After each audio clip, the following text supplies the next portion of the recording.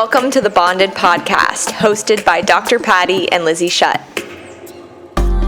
Welcome, everyone, to the Bonded Podcast. I am your co-host, Dr. Patty, a clinical psychologist with over 25 years of experience in healing attachment and trauma wounds.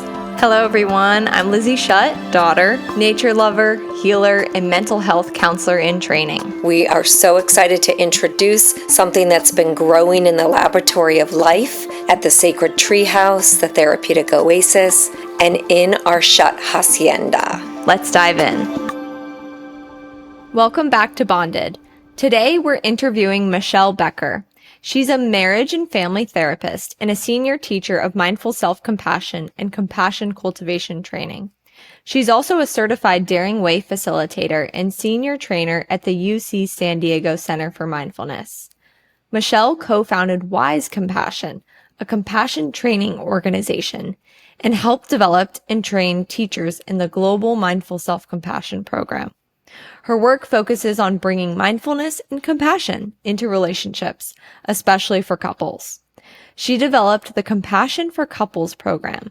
This is her favorite to teach and a program that my mom and dad both went on as a retreat format. And she has written a book titled Compassion for Couples, Building the Skills of Loving Connection, which we will definitely be doing a book study on. She also hosts the Well-Connected Relationships podcast, where she explores compassion in all kinds of relationships. Outside of her professional work, Michelle loves adventuring in nature with her husband in their camper van and spending time with their adult children. Keep listening to hear how Patty and Michelle have first connected and how self-compassion has been such a big part of Patty's life, Michelle's work, and our Sacred Treehouse community. Hello and welcome, Michelle. We are so excited, Lizzie and I, to have you as a guest. We've been talking for a couple of months, kind of looking forward to this time. And I like to share with our listeners kind of how I met you. And I took the Mindful Self-Compassion teacher training, and on that teacher training, I got so excited, heard about compassion for couples, and while I was on that retreat, I went back to my room and was Googling and found, I think it was like in November, I was in this training program, and then I saw a retreat coming up in January, and I was like, oh my gosh, this is so great.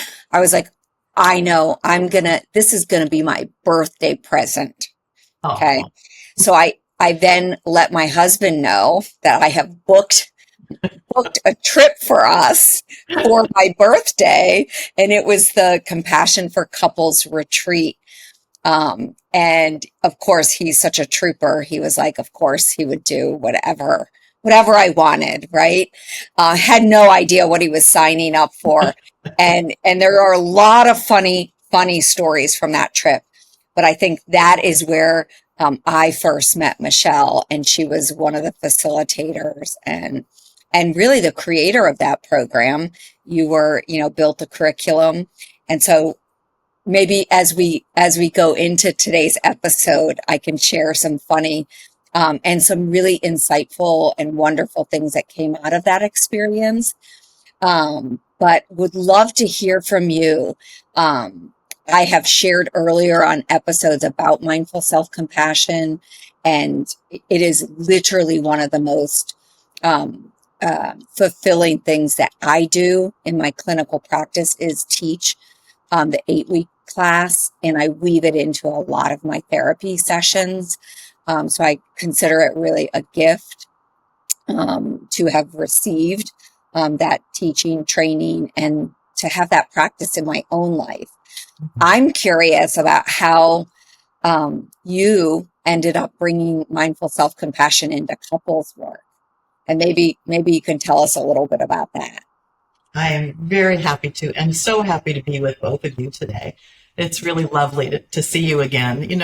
I have a terrible memory for names, but yours was one that stood out for me. So yes, really lovely to be with you. Um, it's interesting that you have experience with the Mindful Self-Compassion teacher training program, because one of those programs is actually where the Compassion for Couples idea was sparked. You might remember on the teacher training, there's always a meal where we have what we call special interest tables. Mhm. People with a like interest sit together and get to talk to each other. And so we had one on couples relationships, and I sat at the table. And people were asking me, well, what would you do for couples? Like, how would you? And I said, oh, well, in session one, I would do this. And in session two, I would do this. And in session three, I would do this. And I thought, oh, somebody should do that, like, because really, when our primary relationships are healthy, it just ripples out into the world in a really good way, to our children, our coworkers, the strangers we meet on the street.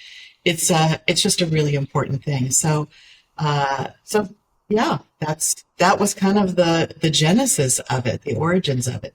Very cool. So it was birthed on within that teaching training. Yeah, the idea was kind of sparked there, and then of course, putting together a curriculum does require a lot of time and attention and trial and error and all of that. So Yeah, speaking of curriculum, I mean, I've taught a lot of different things over my years as a psychologist, and that curriculum is the mindful self-compassion curriculum is one of the best. And I think that there's someone in your family that was a part of that. Am I correct? you are correct.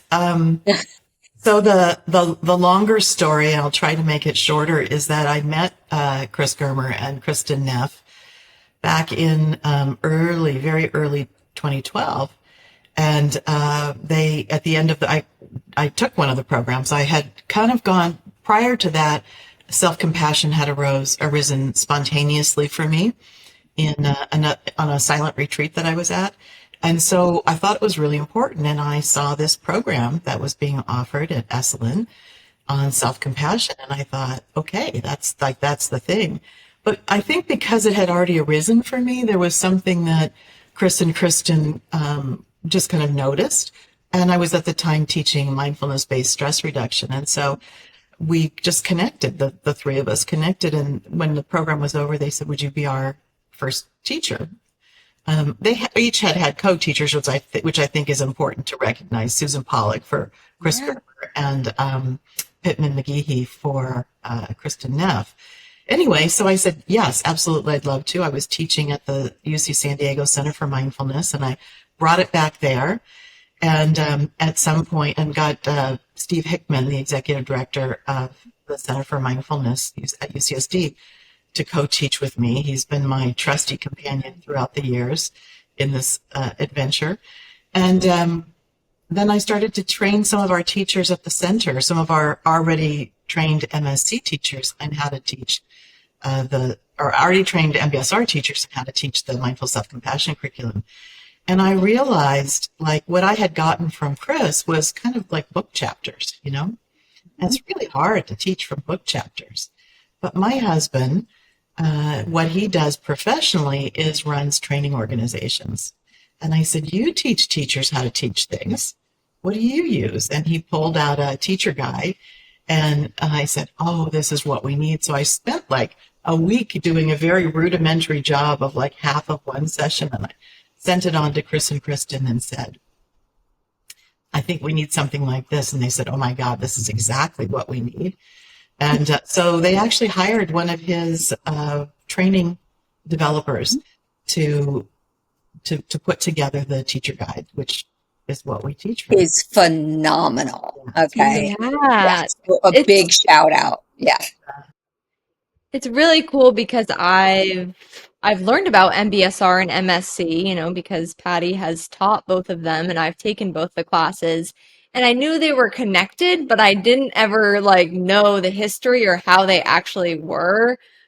So that's really cool news for me. So very Yeah. awesome to hear that. Yeah. Yeah, I just love the curriculum. And so then when I met you, and I signed up for that wonderful retreat, I got a little taste of the mindful self-compassion for couples, compassion for couples, which is really your baby, right? Baby. Yep. Yeah. Yeah. Yeah. So it kind of, sparked at that one teacher training. You started developing it. Did you start doing it really as the retreat style? Was that kind of how it came out first? Or were you teaching it in like a weekly format?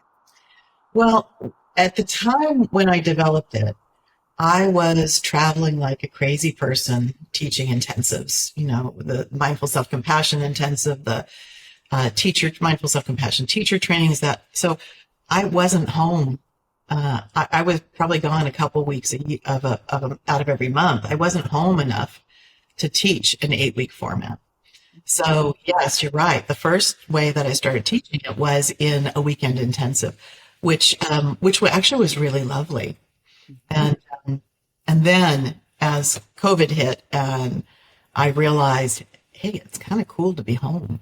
Like all the traveling is kind of a little too much for me. Maybe not the most self-compassionate way to live my life. Then I was able to convert it into also a weekly format. So we have both formats. Yeah. Okay. Yeah. So I think I met you at that point where it was pre-COVID and did the retreat. And then I later did some of the online where I did an online with you. Yeah. And you also came out. So after that, then you came out with the book, correct? Like, was that Right. yeah. Yep, that's right. That's right. That was the trajectory. The book idea was born when I was on a teacher training for mindful self-compassion in Joshua Tree pre-COVID. And Chris Germer's editor, Kitty Moore with Guilford Press, Mhm. Chris said, you got to write this book, Michelle. And Kitty said, yeah, you got to write this book, Michelle. And so, but it took a little bit for things to calm down enough that I could actually sit and write the book. Yeah. Yeah. It's so great. And I was looking to see behind me, but they must be in my closet. I have, of course, ordered like, as soon as they came out, I probably ordered like 30 of them, having them here for clients and also in our little bookstore, outside in the lobby. Because I think for me, my path, to self-compassion, it did develop obviously through mindfulness. I was a mindfulness MBSR teacher, practicing mindfulness as a DBT therapist. But I found the mindful path to self-compassion, Chris Germer's book. Yeah. And that is really how I found MSC and how I ended up eventually training in it. Yeah. And I think, for me, I'm a book lover. And I think for a lot of people, reading your book can be such a wonderful way to begin. That not everyone's like me, where I throw myself into a retreat that I have no idea what I'm getting into. Yeah. Yeah. Well, and that really was the point of the book. I really wanted to make this accessible to many, many people. And so the book is kind of like a hybrid between a book that you would expect and a workbook, right? So I'm a practical kind of girl. So I say a little bit about like, whatever the topic is. But then I want to help you figure out, okay, well, but how do I integrate this into my life? How do I actually do this, Because I think so many times we kind of read these heady books, they're full of theory Mhm. or they're full of whatever. But then we come away thinking, well, how do I do it? Like Yes. what does that actually look like? So that was my part of my goal in that is like really it's a how-to book. Yes, I love it. And, since we're on the Bonded podcast, and so much of what our mission is really to help people, number one, recognize um, attachment, how important attachment is. We've sort of shared in earlier episodes about attachment theory, and then, some of the reasons why, there might be attachment ruptures or trauma early on, and how that really impacts an individual in so many ways. And of course, one of the ways that we see it in show up in therapy or couples therapy is in that relationship. So I'm curious, especially because you are a marriage and family therapist, right? Correct. Yeah. Yeah, I work with couples. Yeah. that's right. So that's really your clinical training. And so obviously you've seen this show up in your room with couples coming in with really some attachment issues. And I'm curious about, as you discovered self-compassion and started weaving that in, what you see, how it really becomes maybe a pathway, or do you see it as a way of either building secure attachment or repairing some of that early trauma within the context of the marital or the couple's relationship? I absolutely do. I actually started with a colleague working mindfully with couples, and then integrating self-compassion in, even before this program, or the Compassion for Couples program. So there's something, and I'm sure, I'd love to hear you add to this too, Patty, if you like, but there's something about, first of all, the mindfulness piece of this, the awareness that there's some struggle within us, there's some pain within us, there's an injury, there's a wound, right? And then self-compassion kind of teaches us, how do we hold ourselves when these painful things arise, Because it's typically what happens for us as human beings is that our threat defense system gets activated, right? So whenever we perceive a threat, whether that's a threat to us physically or a threat to us emotionally, my partner doesn't love me or whatever it might be, right? Our threat defense system gets activated. But what mindfulness can do is help us recognize when our threat defense system is activated. What self-compassion can do is comfort and soothe us, learning how to how do I show up for myself in a way that moves me from the threat defense system into what we call the care system, where we feel content and safe and connected, right? So when we learn self-compassion, one of the benefits is we learn how to comfort and soothe ourselves. So now we're not interacting with our partners from that threat defense system where we, fight, flight, freeze lives in that threat defense system. So fight turns into attack, defend. Flight turns into withdraw. And freeze or fawn can often turn into confusion or placating, right? Where we say to our partner, even though we don't believe it, we say to our partner, oh, yes, absolutely. What you say is true, yeah, you're right. I don't love you enough, even though we do love them, right? But we think that we're just saying what we want, what we think they want to hear, what we think will calm them down, right? So when we have self-compassion, one of the benefits is we can move into our care system. Now we can relate not from a place of fight, flight, freeze, but from a place of, oh yeah, this is someone I love and I'm loved by. And that whole tone softens everything. So that's one of the benefits. Another one of the benefits is that when we come to understand our own relational patterns, what I tend to do when my threat defense system is activated. And we understand, we remember that it's not because I don't love my partner when I get into one of those modes. It's because I feel unsafe in that moment. Then we can start to see that our partner, whatever our partner's difficult behavior is when they're in their threat defense system, sort of just like me, it's not about they don't love me, right? It's about, oh, they feel unsafe right now. And when we can get that perspective, when we can see, not take it personally, it's not about me, even if they're like criticizing, right? And it's like very pointedly directed at me, it's really not about me. It's just a sign that my partner right now is feeling unsafe. And we can still set a limit and a boundary and say, hey, that's not okay. That's not going to work well for me. But we're in a different state when we remember, oh, they're suffering.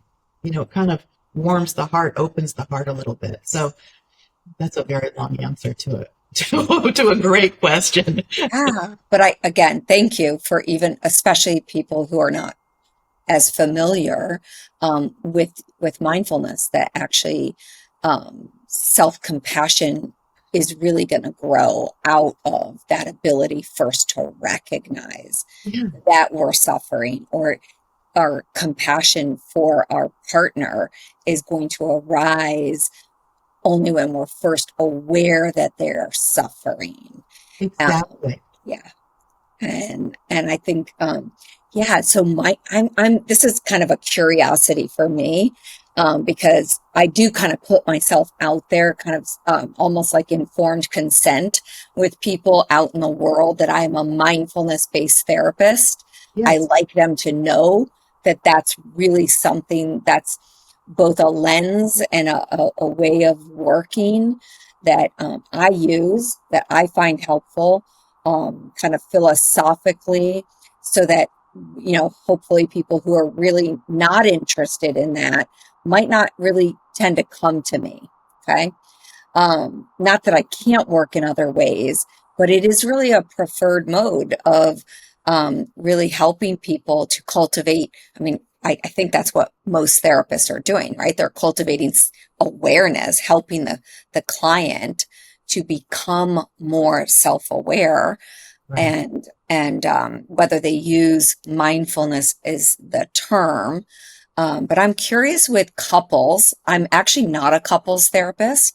I work individually, and I obviously work with a lot of relational things in individual therapy and help people in their relationships.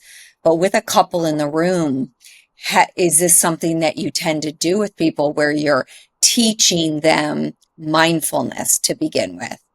Absolutely. Okay. So one of the techniques that I really love, whether it's with an individual or with a couple, to kind of help us ground and regulate again. And I love that you're talking, word mindfulness can be off-putting, but the practice of it is generally not, because it's just very innocuous. It's just coming into the present moment. That's it, you know? Yep. Yep. And so one of the techniques that I find is very helpful when people are dysregulated, activated, is if it's a patient and we're in the same room, or a student for that matter, because people get activated on the trainings as well, is that I'll stand shoulder to shoulder with them, and we'll look out the window together, and I'll ask them to choose something outside, maybe a tree, and to describe it to me in great detail. The color of the tree, the shape of the tree, what's happening with the leaves, what's happening with the bark. Is it moving? Whatever it is, right? And just coming into that present moment, putting our focus on something entirely external, and detailed coming into that present moment, looking at that, our physiology really relaxes, and we restore safety in a really kind of quick way.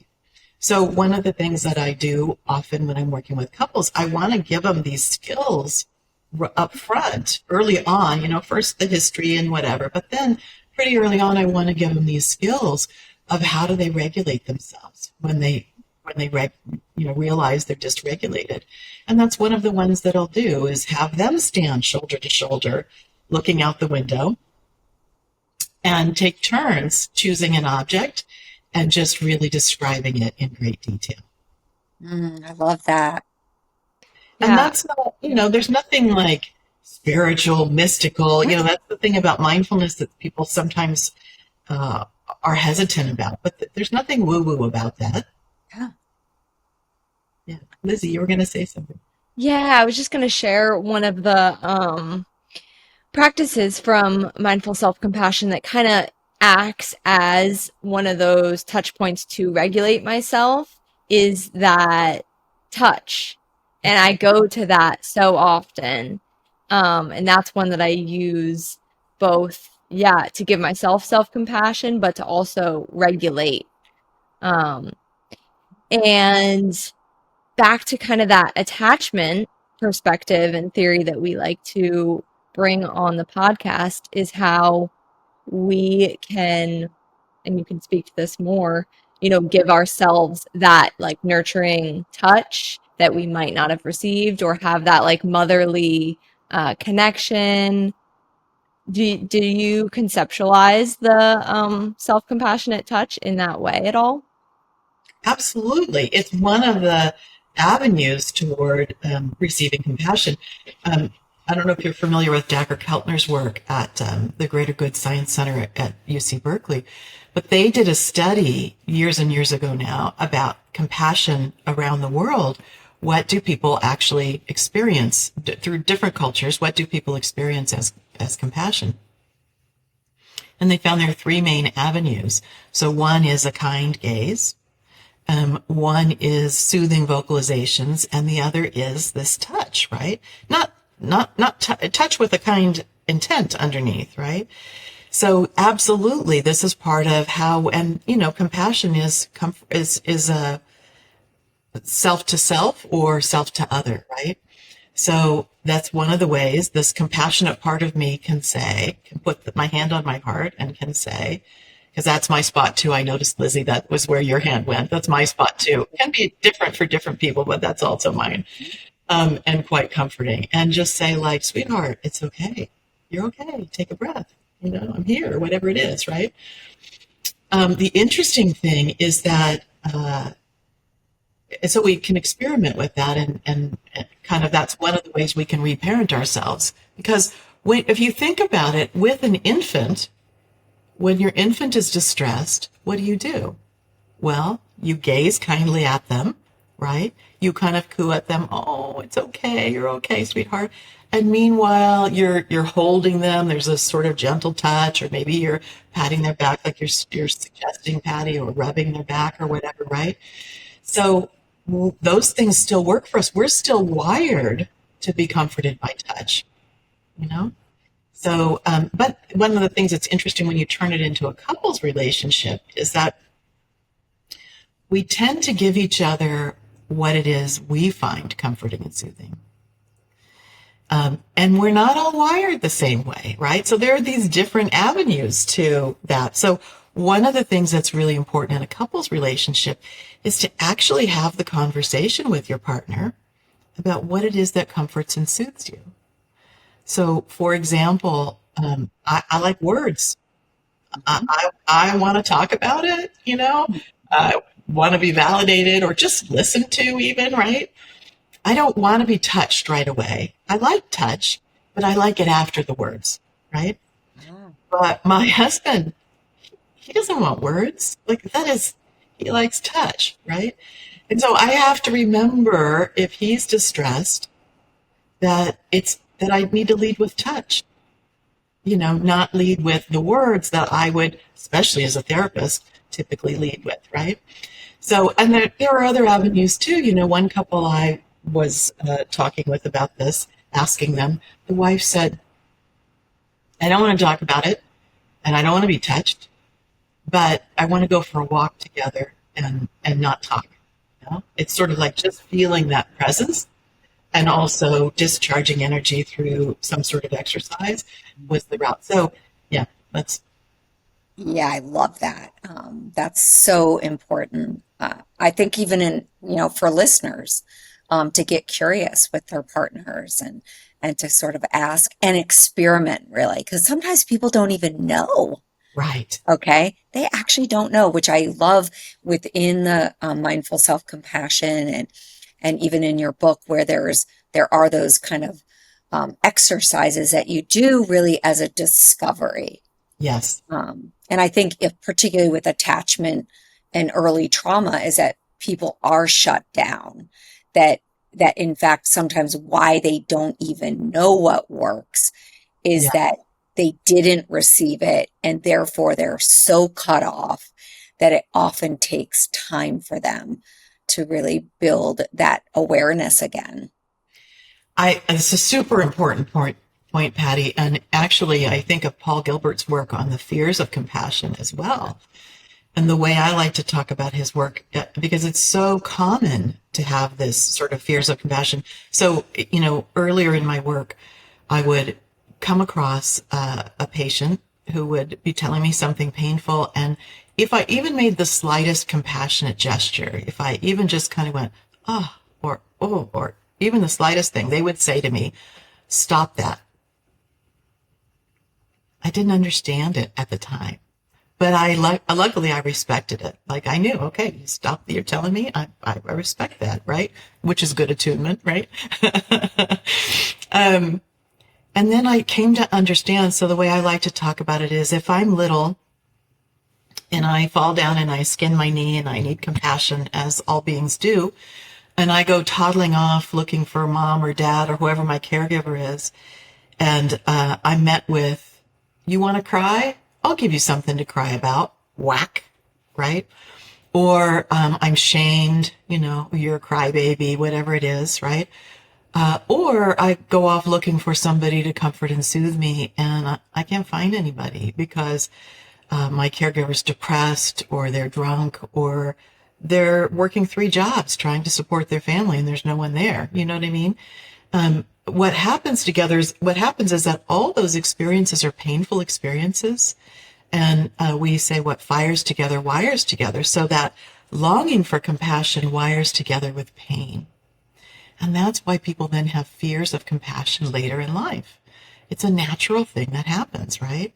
What I'm happy to say, and I'm sure this is true for you as well, Patty, is that every single person I've ever had that had fears of compassion eventually was able to soak it in. But the trick is to go very, very slowly and not to give too big of a dose. Just what people, the amount people can tolerate at the time. And so that's something that comes up in couples relationships too, where one person has had this trauma and has these fears of compassion, and the other person is very compassionate and is sort of like showering their partner with compassion. And it's like, that's not received well, right? Because it's too much, too big of a dose. So true compassion is giving the dose that the receiver can actually receive, that is actually helpful, which means we might have to hold back a little bit for a while. And and again, that's part of that, actually having the conversation about what comforts and soothes you. Not when they're distressed, but when you're not distressed. What comforts and soothes you? What do you actually need? What would be helpful and not helpful? Yeah. Yeah, it's something, I think about, I teach in both kind of a therapeutic clinical setting where people are coming in really in a lot of suffering. Yeah. And they tend to be at least somewhat more motivated because they are in a lot of pain. And of course, it's voluntary, so they're coming in. And I also teach in more of like a community setting where people just come in and they're wanting to learn, they're wanting to grow, and things like that. And they might be in a different stage and maybe be able to kind of throw themselves into an intensive class.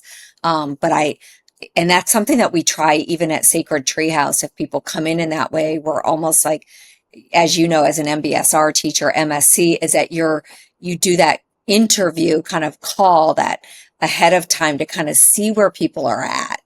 And, are they ready to kind of dive into that? But I love the curriculum of MSC too, because it says be a slow learner, that it Yes. really encourages people to really take their time to be wherever they are in that process, even if this is really, really difficult. And it seems it's almost like nails on a chalkboard kind of thing to people when they hear self-compassion and some of the practices, that it's like, it's okay. It's really okay to just be aware of that and to know that that's where you are. There's nothing wrong with you. And, there are going to be some practices that just feel more in alignment. I think of even myself, Michelle. I think for me, I was not ready. I found self-compassion when I was ready for it. Yeah. I was someone that needed to take the path of MBSR first, and that's what I needed. And that really got me to a place where I was ready to actually open up and and probably a lot of other things that I needed along my own personal path. Um, I definitely think that, it's so funny to hear you, because when you said, "Oh, I'll give you something to cry about," okay, that is definitely resonates. And I'm sure my mother would say, I never said that. Okay. But somehow it's in my memory. It floated around, whether it was directed even at me, it might have been directed at someone else, but it was probably me because I also, you're a crybaby was definitely another messaging I got. I was the youngest child. I often say I was raised by wolves because I had two older brothers who were just wild animals. And there was a lot of injury that came with, being, a younger sibling with them. And whether it was said or implied, that was definitely a message for me. Right. And I know I love when people cry. I'm like, oh, don't stop crying. Please cry. And and I'm so happy that I'm there. I don't know if without all of the things that I have done with my own mindfulness and self-compassion that I would be where I am with that, because of my upbringing was not that. There was no real embrace around crying. Right. This is so true. So true. I remember one particular patient comes to mind. And years and years ago, she called to see about doing therapy with me. And she explained her situation and had a really, really painful trauma history, a really profound trauma history. And at some point, I think started to cry as we were talking and apologized for it. And I said, and it used to get teased as you're talking about. And I said, to tell you the truth, I am not worried about you crying. I would be worried if you didn't cry, if you didn't have tears about that, like if you went through difficult things, it's healthy to cry, But at the same time, as you're talking about that, I'm thinking about my family history. So I'm half Norwegian. So and that when we look at my grandfather's generation, my grandfather was one of 15 children. In Norway, right? Cold climate, and back then, diseases and whatever. So he was one of 15 children, and only half of whom survived past like age 2. So Scandinavians were known for our stoicism, right? You don't cry, you don't whatever, you just like. And I can see that in that generation, stoicism is adaptive. You just can't be grieving all the time for decades like that, right? So in that generation, it was adaptive. In my generation, not so adaptive, But these things get passed down generation to generation. Yeah, I love really that part of work, whether I do it in mindful self-compassion class or, even I think it's so powerful. It's one of the things Lizzie and I have talked about recently is really the power of groups versus individual. Yeah. And not everyone is comfortable going into group, but boy, oh boy, do you get so much more when you are doing learning these things and practicing them in a group. Yeah. I just love doing that. And some of my clients aren't necessarily ready to do that. That sometimes just being able to tolerate being with one person as they're learning or practicing or opening their heart even a teeny tiny bit, that it only feels safe enough in my room with just me. Right. Exactly. Which is kind of speaks to the dose again, is even just knowing, and I think interviewing people as they're signing up for classes and having them maybe do some individual kind of sessions first to really assess whether they have really the readiness, because if they're not and they're overexposed, then what happens, right? They either drop out, they have a bad experience, and then they don't trust the process. Yeah. So there are two parts to what you're saying that I think are really, really important. One is that it's really important to me that when people are in the courses I teach, that they know that they never have to speak. I don't want people to be overexposed. So there are always opportunities to speak, and I love to hear from everybody, but people need to really take care of themselves. And so when you're talking about the power of the group, and Lizzie, you guys, you've been talking about this too, when you're talking about the power of the group versus individual, part of the power of the group is hearing what other people are saying and realizing, oh my God, I'm not alone with that. Like, Yeah. that's a thing. Oh, me too. I never thought of it that way, but me too, right? Mhm. Yeah, I've been leading more support groups in my internship. Um, and I asked them this week, what are you looking to get out of today's group? And one of them did say, I just want to feel like hear everyone else, because when I hear everyone else, it makes me not feel alone. I'm like, yes, this is Yes, a piece of that self-compassion, that common humanity that is so powerful. absolutely. And we can't, as therapists, when we're doing individual work, we can't give that. I mean, we can say, but it's not the same as hearing other people share their experiences. So that's one of the things. The other thing that comes up for me is, as you were talking about, go slowly, right? That we need to honor people's and talk about the need to open and close as human beings. So I often say, like, in the morning when I've had a good night's sleep, my eyes naturally open. I naturally open up. I'm awake, I'm alert. And in the evening, or sometimes midday, when, when I'm tired, the eyes, the body naturally wants to close. Our lungs are expanding and contracting. The valves in our hearts are opening and closing. Like, we're not meant to be static. We're meant to kind of be able to flex back and forth based on the changing conditions. And so when we're in a course like the Mindful Self-Compassion course, there are going to be times we're going to feel more open and want to go deeper into an exercise or a practice.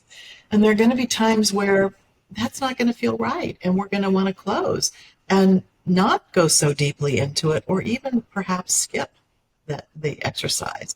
So one of the things I love about the self-compassion, the course, but beyond that, is the quintessential question we talk about. It's the quintessential question is, what do I need right now? Because it might be different moment to moment, and can I give myself that? So even in the class, can I give myself permission to skip the exercise if it's not right for me at this moment? Mhm. you know? And that's what fosters safety in the course as well. So maybe I can take the course and sit in the back because I don't have to speak, and I don't have to do anything I don't want to do.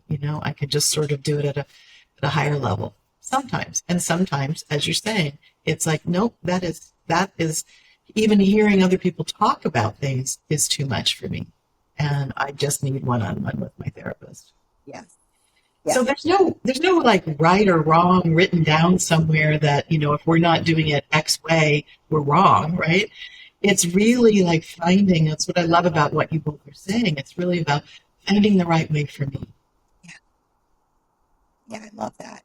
So, I know this is, again, no right or wrong, but it makes me think about, again, I loved my experience doing the Compassion for Couples retreat.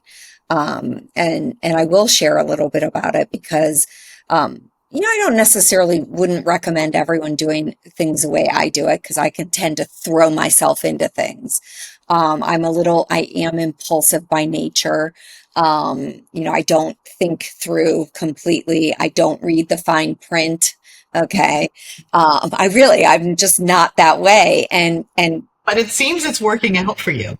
well, and again, to some degree, yes, for certain things, I think it's not that I don't have any sense. I definitely intuitively will feel like I have an intuitive sense of, ooh, like I've stayed away from plenty of things in my life, because I have a sense of either not ready or, not good for me. But when I like something, I can tend to throw myself in. And I do look at how I did it with the self-compassion. And I really appreciate my husband's willingness, because he is actually much more thoughtful.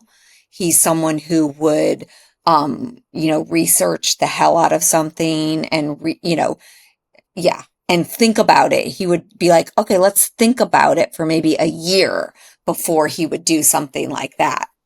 So you're good influences on each other. We do. We do. We definitely help balance in many, many ways. And, literally, I'm going to tell you from the beginning, this is how impulsive it was. Like, I literally read, I loved it. I loved self-compassion. I was like, oh my God, I want this in my relationship too. This is amazing. That I never read anything about where it was. I just knew where I had to fly into. And so we show up there and it was in, is it Idlewild? How do I say it? Yeah, Idlewild. Yeah, it was a small Idlewild. town up in the mountains. Yeah. Yes. Most beautiful little magical town. But literally we were driving. I just, get the directions, but I don't realize that we're driving into the mountains and we literally only have shorts. Because we flew to California, we flew to San Diego, and yes, I might have had just a pair of jeans or something, but literally had to buy sweatshirts, and it was snowing as we're like driving up, and my husband's like, "Wait, what?" Like, I only brought shorts. Okay. So that's how ill prepared we were, and he was. And it was so cool. I will say, again, I love retreats and I love immersive kind of experiences. I'm really comfortable with it. And my poor husband, obviously he's not in my field. He probably would never choose to ever go on a retreat. A fishing trip, yes. Some kind of like outdoorsy, but not really like any kind of like insight oriented. But wow, was it so beautiful for us to experience together. In fact, I'm sitting here thinking, my gosh, and how come we haven't been doing this every year? Like repeating this, because that ability, what I get for myself when I go on my silent retreats, because it's a part of my yearly thing. And I know it's not his thing, so I guess I just didn't, but the time to be together Yeah. and be in this space that is created to listen to each other. And it's really hard. I'm a mindfulness teacher. I practice this stuff all the time. And even for me, it's hard to create in my own life, in my house. And we both vowed when we came back that we were going to do all these little things. Okay. He said, oh, I like this thing and we can do this and we can do that. And we really didn't, like we needed more help. And I think about maybe like the course, where it's happening and you're it's kind of the difference of like retreat versus like a class where you're moving through your natural life, kind of maybe lends itself better to embedding it. And maybe like what I kind of do in other things in my life is I do both. And I think maybe my husband and I really could have benefited from doing both ways. Yes. Yeah, I think that's really true. So in all the things that I teach, the intensives are the pros for that is that you're not dealing with the rest of your life.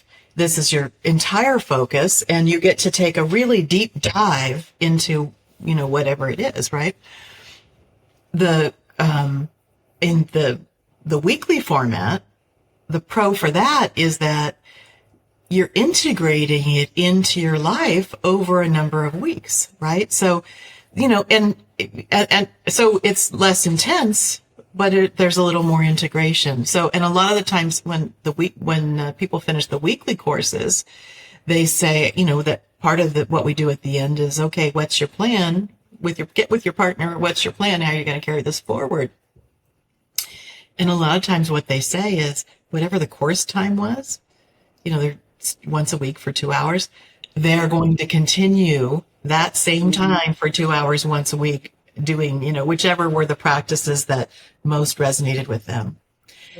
And I'm curious if you want to share, and no worries if you don't, but what were the practices that most resonated for you guys?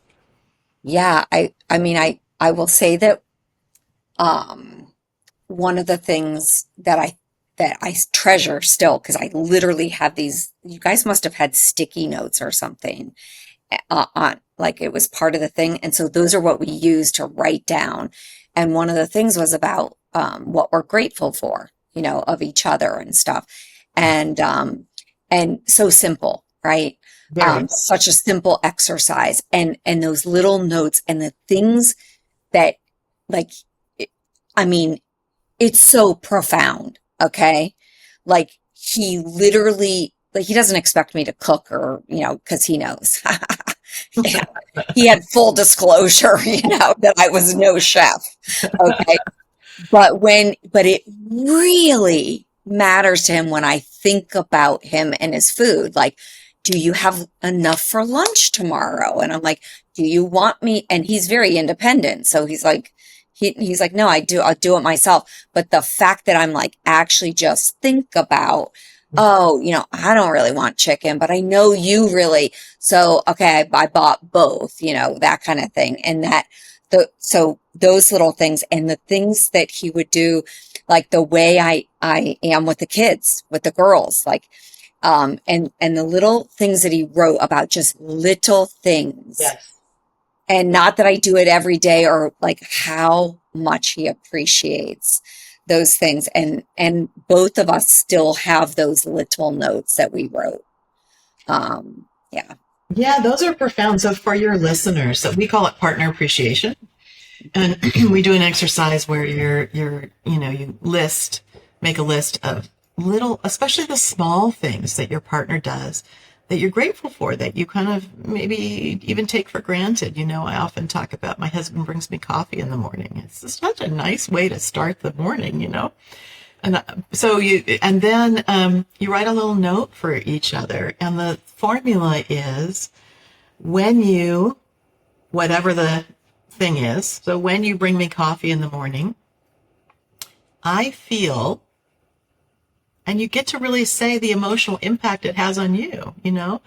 I feel cared about, I feel loved, whatever it is, I feel nurtured. And then for extra credit, you can name the good quality that your partner has. So, when you bring me coffee in the morning, I feel loved. Thank you. It shows your kindness, right? You're such a kind person, if that makes sense, right? And so those three pieces, if you can say those three pieces, you're right. We did have sticky notes. I also have a little, like a page that has little notes you can print out and copy. But really, it's not so much the format that it's on. It's really like, can you remember? Because we have this negativity bias. We tend to notice the things that bug us more than the things that are that we like, because we take those for granted. So it just kind of helps correct that negativity bias to actually formally do that. And when I work with couples, I often have them, to your point about not remembering to do it, at the end of each session, we get out the calendars and they negotiate when the times are going to be that they're going to do these things, right? And put them down in the calendar, which really helps. And so one of the things is partner appreciation, where you do maybe 2 notes each. And often when I'm doing couples therapy, especially for couples that are really not in a great place, we start each session with partner appreciation notes. Even when you're not in a great place, you can identify 1 or 2 little things that your partner has done that you appreciate. I love this as even a way for one of the partners to begin showing that compassion and just like opening the door to this conversation with their partner, because maybe, their partner might be someone that doesn't want to take the class or go on the retreat yet. Right. Yeah. So it's like, okay, I'm gonna open the door with this way. And who doesn't love to hear a little compliment and how they get, how they make their partner feel. So I love that. Exactly. And, I forget about this too, Patty. It's not just you. I forget about this. And I remember I was teaching a course at one point, and we were doing partner appreciation. And I usually co-teach. So my co-teacher was leading the partner appreciation. And I thought, oh, I should do that, So I wrote my little notes, and it sat on my desk for a few days before I realized I need to go give that, right? And so I did. I went and, did the thing. And I was surprised, even like 6 months later, that note was sitting on his computer. Like, it's so powerful and so meaningful. And it's just such a little thing. Yeah. Yeah. So Yep, sweet. it is. And Lizzie, you bring up a point. I do think for a lot of people, doing self-compassion, like the mindful self-compassion, can be really, really important to do first. Um, Even just to have that ability to do it for yourself. Because I know with couples, not that I do couples therapy, but with my individual clients, when they're struggling and there are so many maybe issues that have gone unresolved, that they're jumping in and wanting things to be different in the relationship, and how powerful it is for them to just first begin with themselves, to actually be able to meet. I do a ton of work around really cultivating awareness of unmet needs, which takes us back to really early attachment stuff. When someone has an unmet need from childhood, and that's the power of this compassion, whether it's within the couples or just for yourself, to heal some of that, to begin to meet our own unmet needs. Right. That no matter what kind of amazing partner we have, that I actually think until a person begins to cultivate that ability themselves, it's almost, I don't want to say impossible, because I'm a believer in anything's possible, but it just makes it really harder for a partner to even be able to move towards meeting the need. Like, some of those needs, when they're so early unmet needs, how it feels like it's insatiable. It's something like there's never enough. Right. But there is, when you use self-compassion, that is the first thing that I've discovered, that actually, when we apply that it's amazing how little bits of that meet these giant gaping holes of unmet needs. Exactly. I remember um, Christine Brailer and I were teaching a program in Finland on mindful self-compassion, a 5-day intensive, and the host had asked, could we also give an evening talk about self-compassion? And we said, sure. And the auditorium was packed with people, just packed with people. I mean, they were sitting on the stairs on the side and, curious about this, right? What is this whole self-compassion thing? And, we went through a lot about self-compassion. And then somebody asked something about self-compassion. And I remember saying that the reason that I appreciated self-compassion is because I am the only person that I have access to 24 hours a day, 7 hours a day, and that 7 days a week. And that even if my partner wants to, or my doctor wants to, or my therapist wants to, or whomever, right? Even if they're compassionate and even if they want to be there for me, they're not always able to, because they're human and they get tired and they go to sleep and they get sick and they go on vacation. And, we cannot rely on somebody else to always be there for us. But when we have self-compassion, we always have it available. And that was basically it. And the whole auditorium clapped and stood up and said, like, thank you. Like, like that is the deal with self-compassion. So, yeah. And when you're talking about early childhood attachment wounds, knowing that the point of attachment is knowing that when we need it, somebody will be there for us. We can rely on somebody to be there for us, to help us, to comfort us, to soothe us, whatever it is we might need. So when we learn how to be compassionate with ourselves, we've met that attachment need, right? And then now we can interact with our partners not from as needy of a place, but from because we can do that. So it often also affects the quality of the relationships we choose, because when we don't have it and we're looking for a partner, we're looking for a partner because we need somebody. We need that need has not been yet met. And when we're in a relationship because we need something, we're likely to tolerate a lot of stuff we shouldn't be tolerating, right? So when we know we can meet our own needs, we have that self-compassion, and we're looking for a partner, we're not going to tolerate the stuff that we shouldn't be tolerating. We're going to look for a partner that I'm already okay, but I like it better with you, right? Yes. You're adding another dimension, right? So it really does help with that. That said, for a lot of, and I'm going to say it in a gendered way, but it's not necessarily true just across all genders. For a lot of the guys, their path into self-compassion is actually through the compassion for couples.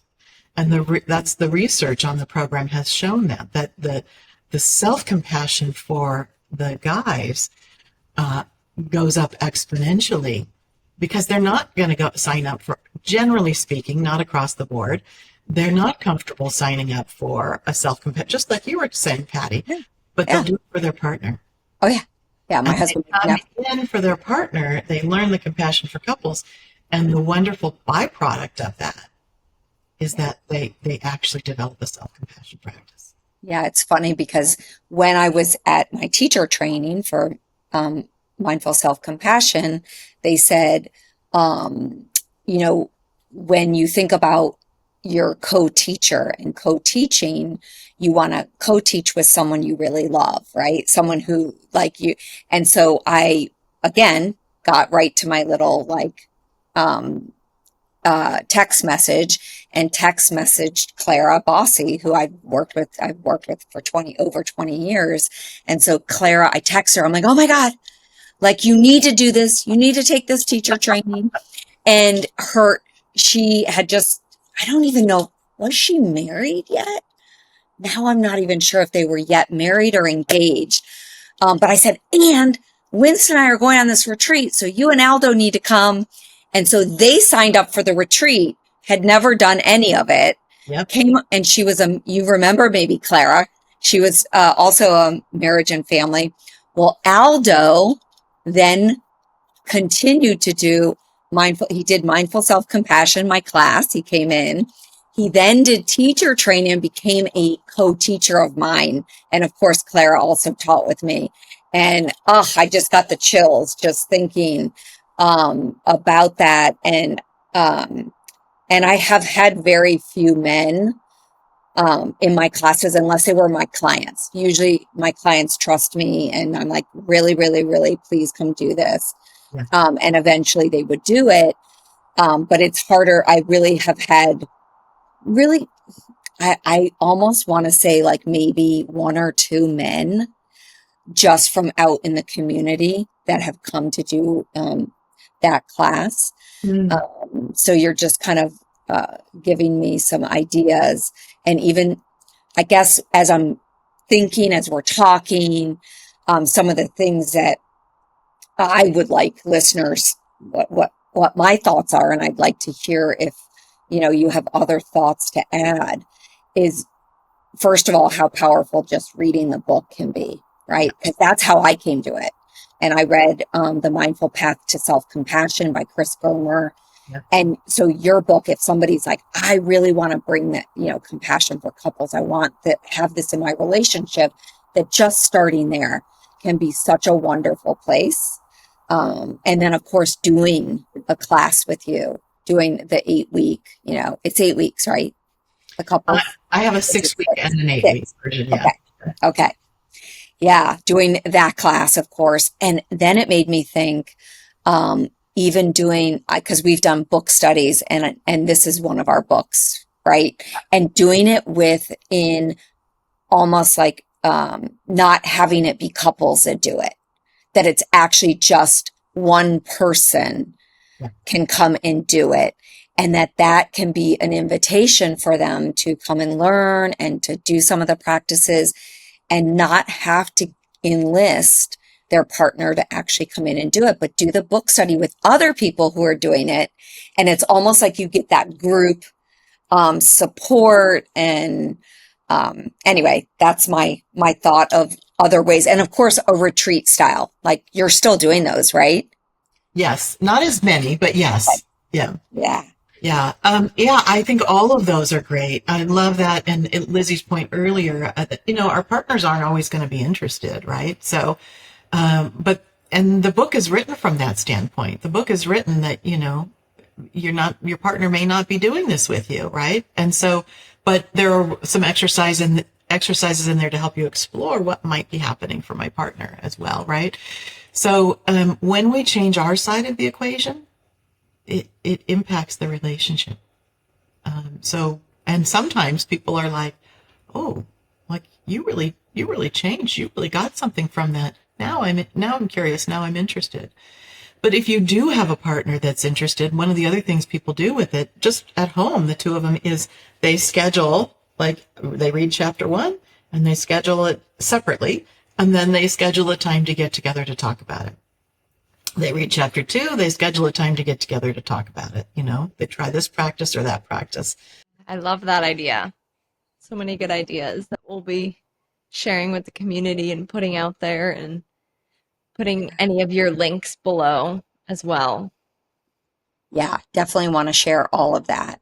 Any upcoming things you have, the book, um, how they can reach you and even work with you, right? Are you still seeing clients I virtually? at, And at this point, I don't take ongoing. I don't do the ongoing work, but I do intensives. So if somebody wants to fly in, I'm licensed in California, so people have to be in California to work with me. okay, I mean, not if I'm doing a compassion training, that's fine anywhere. But if there's any therapy, if there's a therapeutic component, then they have to be in California. Sometimes people fly in for a weekend and do intensive work, and then I'm happy to talk with their therapists or whoever it is if they want to continue on and integrate the work we've done. okay, that's great. Yeah. I do a lot of trauma intensives, individual, not couples. And I love doing that work that way. Again, to me, it's sort of like that retreat style is that, the weekly sort of consistent work helps, build skills and build, initial safety. And then when you can do that intensive work, you can go a little bit deeper. Right. And like you said earlier, there's pros and cons to both, right? So it's finding the right way for this Yeah. particular person or couple. Yeah. Yeah. So I'm curious just if, as we kind of even reflect on thinking about all the work that you've done and when you think about attachment and maybe, maybe for listeners, almost, well, if I reflect, Lizzie, on our teaching, some of the kind of foundational things like, we talked earlier about safety, right? That like, of course, that's sort of foundational, that really no one is gonna build a sense of connection with someone, or at least a really healthy one Yes. if there isn't some safety, right? Right. And so for me with individuals is, a relationship also it might be a safe relationship, and yet there isn't a sense of safety in it because the person doesn't really, there's either a disconnect, the defense system is sort of always activated. Okay. Their basic premise is people can't be trusted. Right. And even though I'm gonna, be with this person, I really don't trust them. Right. And how those things get in the way of ever truly becoming deeply connected and intimately connected, Right. and probably makes it almost like ripe for a lot of problems to happen. So what do you do? Is there kind of a way of even just questioning people? Is it just those initial questions like how safe do you feel? And almost like assessing with couples how they are within those basic safe. How safe do they feel? How secure in the relationship? Do they feel seen and heard and understood?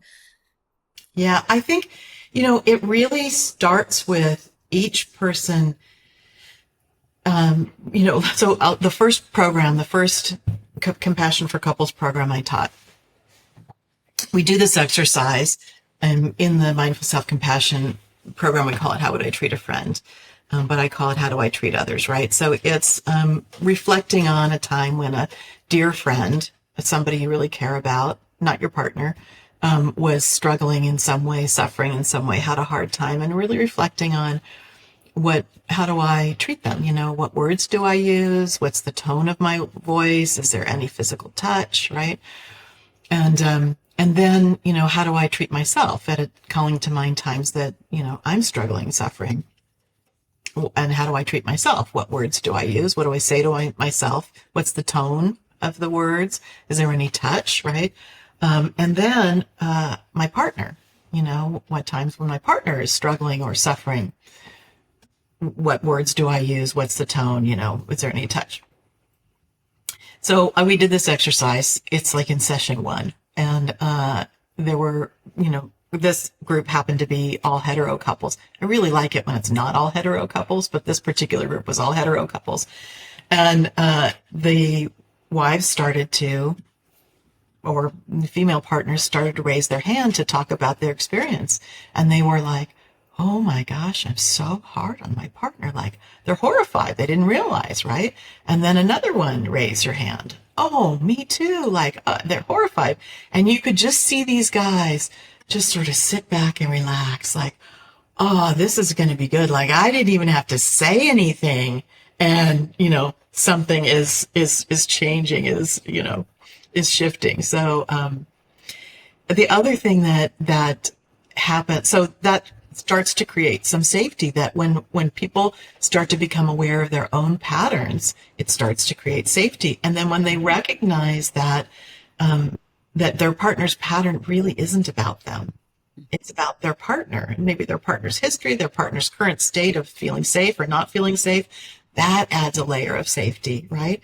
And then as they are sharing these things with each other, it's sharing from vulnerability, they're beginning to feel more and more safe, more and more seen, more and more understood. One of the things that we do in this course, a few sessions in, after we've established the foundations for safety and warming up the heart and all that, is compassionate communication. One of my colleagues calls it the 5-minute thing, right?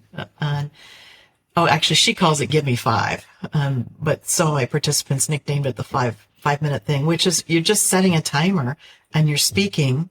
One person's speaking for 5 minutes and the other person's listening, and there's some guidelines about how to do that in a safe way. But the listener's just listening.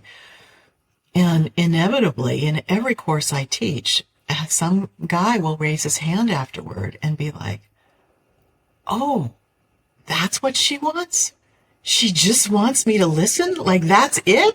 I don't have to Yeah. do anything. I don't have to say anything. I don't have to fix anything." Like, and it just blows their mind, right? And so, but that also creates intimacy, right? Because now I can sit and just hear you talking to me.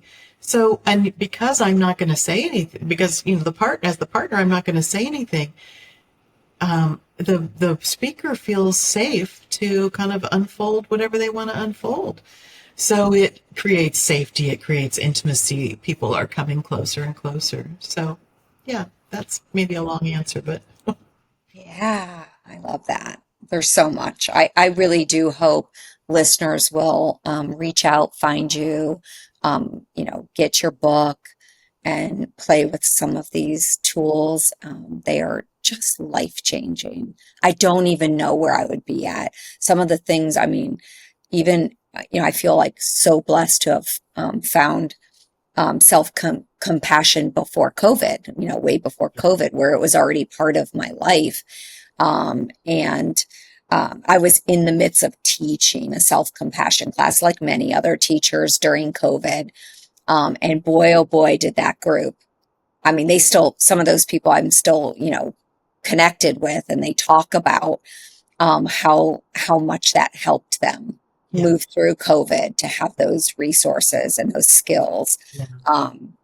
So yeah, and I just hope that we'll meet again and do more, whether it's another podcast or something, Michelle, because you're an incredibly gifted therapist, teacher.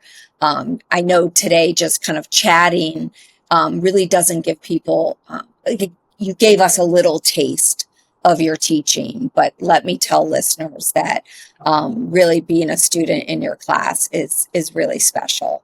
Having been in two different kind of venues with you and probably more, because I'm actually, this is kind of like sparking my desire, really my desire, to maybe it'll be on my Christmas wish list that my husband signs us up. Wink, wink. Okay.